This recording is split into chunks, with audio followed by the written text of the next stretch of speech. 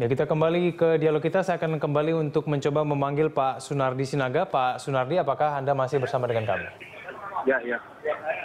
Ya, baik Pak Sunardi. Ini kemudian kalau misalnya memang tadi sudah disampaikan Mas Yoga tadi menyampaikan kalau misalnya memang badan parkir sudah di depan, ini sudah tidak boleh dilakukan, tapi kemudian gedung parkir dari gedung-gedung ini juga masih terbatas. Lalu kemudian ini solusi untuk masyarakat bagaimana ini Pak Sunardi? Jadi pada prinsipnya ya, ada namanya pengelolaan transportasi, sebenarnya solusi untuk masyarakat itu gimana caranya seni dari pemerintah menggeser masyarakat menggunakan kendaraan pribadi bergeser ke transportasi publik. Jadi di sini kewajiban pemerintah yang sekarang Pemprov DKI Jakarta sedang mengebut ya, mengejar untuk pelayanan di bidang transportasi ini supaya masyarakat berpindah. Nah kemudian solusi lain sebenarnya di samping menggunakan angkutan umum, masyarakat sebenarnya kalau memang rumahnya dekat-dekatan, ya bisa juga secara bersama-sama kalau memang kantor mereka dekat-dekatan. Atau perusahaan, ini juga lagi kita kaji, umpamanya gedung-gedung yang ada di sekitar Tamrin, Sudirman.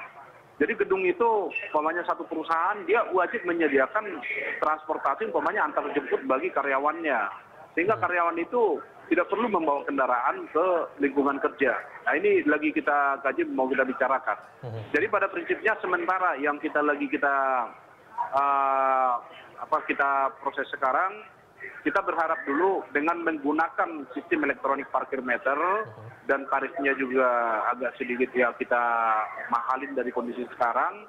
Ya harapan kita lihat dulu respect dari masyarakat seperti apa. Karena kita tahu di Jakarta ini untuk memiliki kendaraan itu terlalu murah ya. Jadi pajak kendaraan juga masih rendah, tarif parkir juga rendah. Yeah. Nah ini kita coba nanti side effect-nya apa kalau kita sudah menerapkan sistem ini. Jadi tujuan kita di sini sebenarnya kita bukan mau mencari uang, tapi lebih ke arah dalam pengelolaan transportasi. Mudah-mudahan dengan penataan perparkiran di ruang milik jalan itu masalah kemacetan di Jakarta juga bisa dibantu mengatasinya gitu. Baik, Pak Sunardi, saya akan tanyakan juga sekali ini mengenai investor yang mungkin dilibatkan dalam proyek ini, Pak Sunardi. Lalu kemudian ini untuk masalah pendanaan, bagaimana komitmen dari Dinas Perhubungan paling tidak untuk membiayai proyek ini hingga beberapa tahun ke depan ini akan seperti apa? Jadi begini, kita tidak menggunakan APBD. Jadi kalau untuk kegiatan elektronik parkir meter ini, kita murni menggunakan lelang investasi. Ini kita sekarang lagi proses. Kita sudah hitung-hitung, itu cukup lumayan ya. Dengan kondisi kita berharap ya, kalau sudah kita terapkan ini, bisa sudah terpasang semua infrastruktur DKI Jakarta makan waktu sampai 3 tahun. Nah 3 tahun ini kita pernah hitung-hitung itu bisa habis nilai investasinya bisa sampai ratusan miliar. Nah jadi kita melakukan sharing ya. Mungkin pembagiannya itu nanti bisa antara 70-30 atau 60-40. Yang jelas porsinya untuk Pemda itu kita lebih kecil karena kewajiban dari pihak swasta itu nanti akan memberikan penggajian kepada para juru parkir yang dia pekerjakan, termasuk juga dia melihat masalah keamanan. Jadi kita nanti UP perparkiran itu hanya sebagai regulator saja untuk memantau, mengawasi, mengambil satu kebijakan bila mana kegiatan ini ada kaitannya umpamanya berlawanan dengan masalah-masalah kebijakan pemerintah selanjutnya dikaitkan dengan pengelolaan transportasi, mungkin bisa saja daerah-daerah tertentu nanti yang tadinya ada elektronik parkir meter bisa juga jadi hilang. Kita lihat perkembangan. Baik.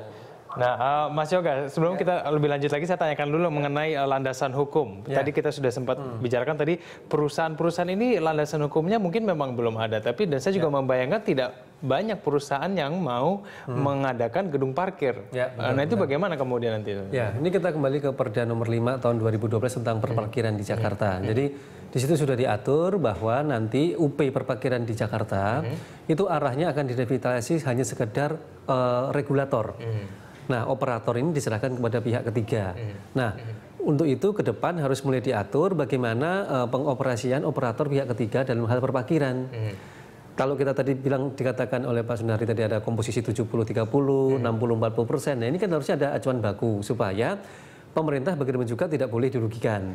Dan itu demi kenyamanan buat warga kan. Kalau pihak investor tentu secara teknis berbicara soal komersial, kalau bisa untung 100% gitu kan. Nah, ini harus jadi pertimbangkan supaya parkir juga pada akhirnya tidak membebani warga. Oleh karena itu ada PR nih yang harus dikerjakan. Yang pertama segera tentukan zona parkir dan tarif layanan parkir. Nah, idealnya memang dari pinggir ke tengah dan ke pusat berbeda gitu kan. Jadi ada akumulatif parkirnya. Silahkan berapa nilai yang paling layak untuk dibayar parkir. Nah, ini pasti akan membuat warga untuk berpikir 2-3 kali kalau membawa kendaraan pribadi ke tengah kota. Dan ini juga harus berlaku untuk mobil maupun motor. Tadi Pak Sinarga belum bicara kita soal parkir motor bagaimana nih. Padahal kita tahu justru sekarang paling banyak pengguna motor. Ini kan justru parking meter justru mobil. Nah, ini motornya gimana? Tarifnya juga akan berbeda tentunya.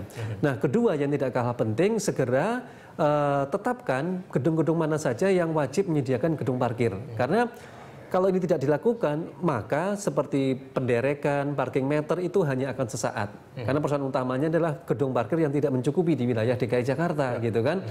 Nah, yang ketiga yang tidak kalah penting, tadi sudah disinggung juga, pada saat bersamaan penertiban parkir liar, kemudian ada parking meter, pembangunan gedung, maka di dalam tata ruang disebutkan harus menyediakan transportasi massal yang menghubungkan tempat-tempat kegiatan tadi secara massal juga. Nah, ini yang harusnya jadi PR bersama. Oke, baik. Baik, saya akan tanyakan langsung ke Pak Sunardi. Pak Sunardi, lalu sudah ada rencana belum nih untuk menata parkir motor? Nah, ini bagaimana? Ini kan kayaknya lebih ribet nih Pak Sunardi. Oke. Kalau untuk parkir motor, jadi lokasi-lokasi elektronik parkir meter itu nanti ada lokasi yang diperbolehkan parkir motor. Nah, di sana memang sementara ini nanti akan membutuhkan SDM pengawas di lokasi tersebut. Jadi tetap itu pengguna kendaraan bermotor roda 2 nanti tetap melakukan pembayaran di mesin. Nanti di sana akan ditentukan dia berapa jam, ada nomor platnya. Nah, petugas yang eksis di lapangan itu nanti akan memantau ini. Karena dia nanti akan dibekali dengan alat sensor, dia pegang. Nanti yang melewati ketentuan, umpamanya mesinnya dia parkir cuma 2 jam ternyata lebih, itu nanti akan dikenakan sanksi waktu dia mau pulang.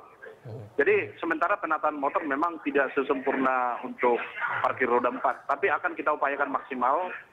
Kita sudah ada konsep-konsep ke arah sana juga terkait motor. Tapi dengan nanti berlaku namanya tarif progresif, ya mudah-mudahan juga pemilik kendaraan bermotor roda 2 juga bisa saja ke depan itu mereka kan bergeser menggunakan transportasi publik ya, yang angkutan gitu. Karena selama ini kenapa menjamur motor? Karena dia terlalu mudah, terlalu gampang memarkirkan kendaraan di mana saja. Dan bila mana dia parkir di tepi jalan, ada jasa preman di sana yang menjamin keamanannya, dia cukup dengan membayar cuma 2.000 perak bisa seharian. Tapi kalau udah berlaku nanti tarif progresif di tepi jalan, itu mungkin pemilik kendaraan bermotor roda 2 itu akan mikir besok-besok membawa sepeda motor. Gitu. Tapi di sini juga kita akan gariskan bahwa parkir off street di dalam gedung nanti akan lebih murah dari parkir on street, ruang milik jalan. Jadi ini untuk menarik supaya pengendara itu wajib berparkir di lokasi-lokasi off street. Nah, ini juga kita kembangkan ke depan untuk parkir off street juga nanti menggunakan e-money. Jadi di samping nanti elektronik parkir meter juga menggunakan e-money, nanti off street juga akan kita berlakukan seperti itu. Ini salah satu juga terobosan kita ke depan, kita harus menggunakan e-money semua. Jadi nggak ada lagi menggunakan dana cash. Ya mudah-mudahan apa yang kita konsepkan sekarang, kita tahu seperti kemarin Kuala Lumpur itu 5 tahun ya, 5 tahun baru mereka normal. Jadi di Jakarta awal-awal ini pasti ya banyaklah yang harus disesuaikan, termasuk juga mengubah kultur masyarakat kita tidak mudah. Kemudian orang-orang yang selama ini berkepentingan di sana juga pasti nggak terima. Mungkin ada aksi-aksi vandalisme, ini yang harus kita atasin ke depan. Tapi kami bertekad akan kita sukseskan program ini demi penataan perparkiran termasuk juga pengelolaan transportasi di Jakarta. Oke, baik. Semoga tidak perlu menunggu sampai 5 tahun seperti Kuala Lumpur ya, Pak Sunardi. Terima kasih. Pak Sunardi Sinaga telah bergabung bersama kami di Jurnal Siang. Mas Yoga juga terima kasih sudah bergabung sama kami. Kita tunggu nanti bagaimana penerapan. Semoga tidak sampai 5 tahun. Perkiraan berapa tahun nih kira-kira kamu? Mestinya 3 tahun cukup ya. 3 tahun cukup. Kita tahu tahun 2018 kan Jakarta menjadi tuan rumah untuk Asian Games. Artinya sistem ini sudah harus menjadi sistem baku untuk semua parkir di badan jalan yang ada di Jakarta. 3 tahun ya. Baik, terima kasih Mas Yoga telah bergabung sama kami di Jurnal Siang. Sama-sama, Kevin.